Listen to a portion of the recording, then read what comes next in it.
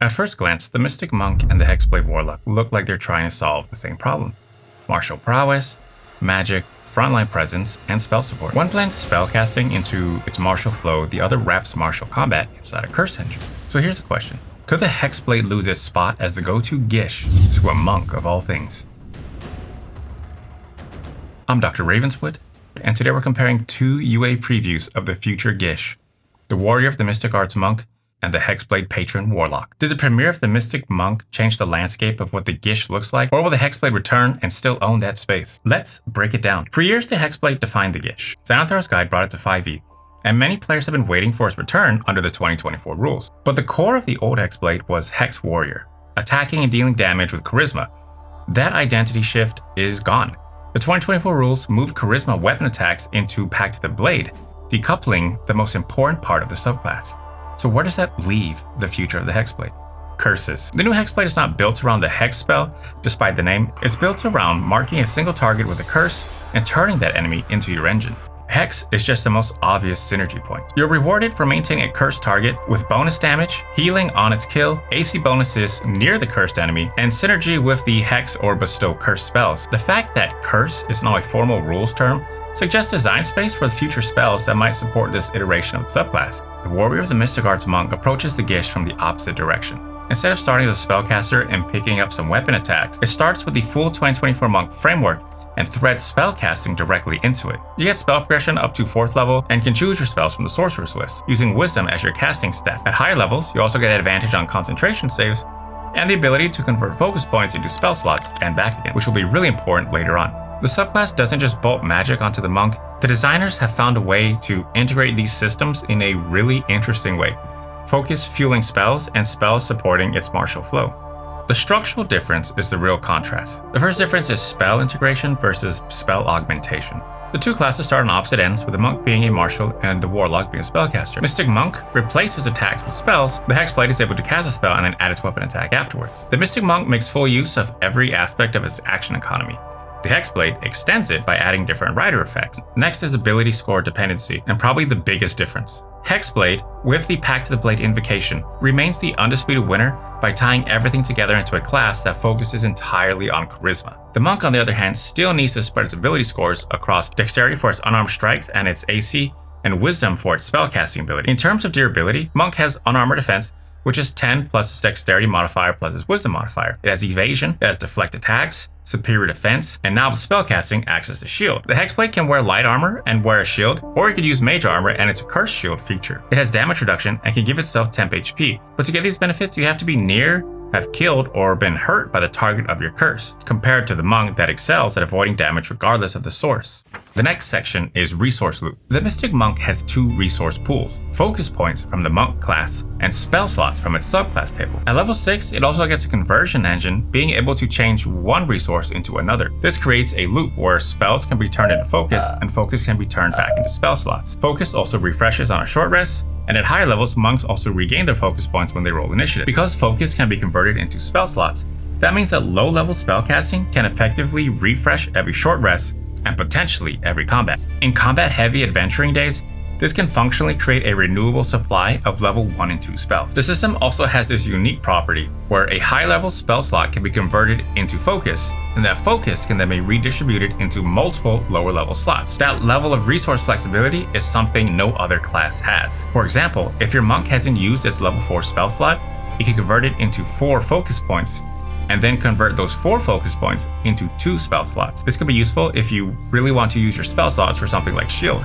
and instead of burning 1 spell slot, you now have 2. The Hexblade relies on its Pact Magic and its Hexblade's Curse. Pact Magic gives very few slots, but they recover on a short rest.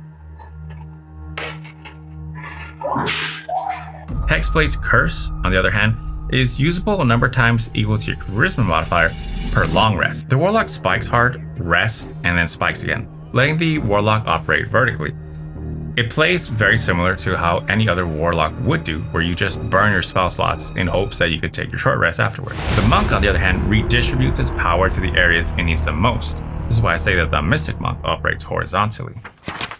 How it feels. The Mystic Monk feels fluid. A turn might look like this. You're in combat, You take the attack action, replacing one of your attacks with the Booming Blade. Afterwards, use your bonus action to use Step of the Wind and reposition, forcing the enemy to chase after you, triggering Booming Blade. Or, if you're close enough, a single unarmed strike, Step of the Wind to disengage, and then from range, you replace your second attack with a ranged cantrip. I know some people would be confused by using Booming Blade on a monk, but many of the monk's features also work with monk weapons. So as long as the weapon has your light property, you're able to use certain cantrips like Booming Blade and Green Flame Blade and still get the scaling damage. Next round, you can convert a spell slot into focus, maintain concentration with advantage, hold your reaction for shield or deflect attacks. You're threading martial attacks, spell casting, mobility, and defense into the same turn cycle. Small decisions that stack, shaping the encounter as you see fit. Hexblade feels different. It's laser focused on its target. A turn might look like bonus action, curse, close the distance, attack twice, Eldritch Smite, maybe use hindering curse, forcing disadvantage on the next saving throw, setting up your ally. The Hexblade honestly feels like just selecting a target and applying as much pressure until something breaks. It's pretty straightforward. In the end, the Mystic Monk is really all about tempo, and the Hexblade is about smothering your opponent with as much pressure until they break. And if you like class comparisons like these, check out my take on the Pugilist versus the Monk. Next is shared strengths and weaknesses. Both have strong single target damage, strong scaling, strong control, and can function as a true frontline gish without the need for multi-class. But both struggle with what I call limited concentration freedom. It's the same weakness, but just expressed differently. The Mystic Monk is exceptional at maintaining concentration. It eventually gets advantage on these saves. It has very strong defensive reactions and the mobility to avoid incoming damage. The tension for this class is spell progression. Its spell list scales slowly, so the most explosive concentration spells, the ones that have the most impact, come later in the campaign.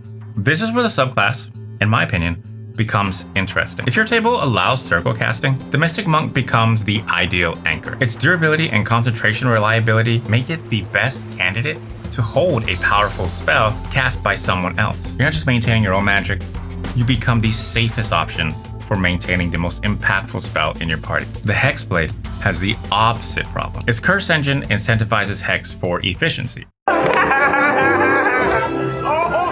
While Hexblade's curse does not require the Hex spell, the inability to transfer the Hexblade's curse when a target dies creates some friction. If you want sustained damage across multiple enemies, Hex becomes the cleanest solution because it moves. The issue is concentration. So now you are choosing between maintaining Hex for subclass synergy or using a stronger concentration spell.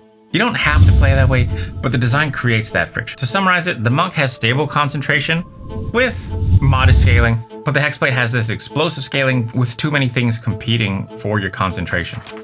Which should you play? Choose the Mystic Monk if you want the purest fusion of spell and martial combat. You value resource flexibility, you prefer mobility and reactive defense, and enjoy dynamic, decision-heavy turns. This is the arcane martial artist, the Spellblade duelist, the spiritual weapon master. Choose Hexblade if you want focused burst damage, prefer single ability efficiency, which cannot be understated, enjoy curse mechanics like those from the Grim Hollow Player's Guide, and you like dismantling one target at a time. This is the real Eldritch Knight, the single-minded executioner, the I'm just following orders. My sword told me to do it.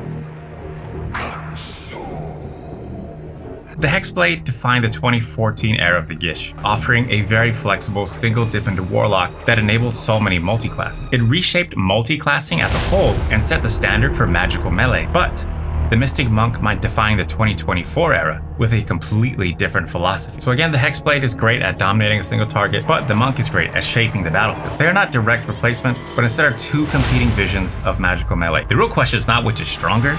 The real question is which one Wizards will actually release so we can compare it to the Blade Singer. I'll see you next time. I still can't get over how the Monk might have access to like 1 million shield spells. Crazy. Way too many. How can you call yourself an Eldritch Knight if you can't cast Eldritch Blast? How can you call yourself an Eldritch Knight if you're taking spells from the wizard spell list? Bananas.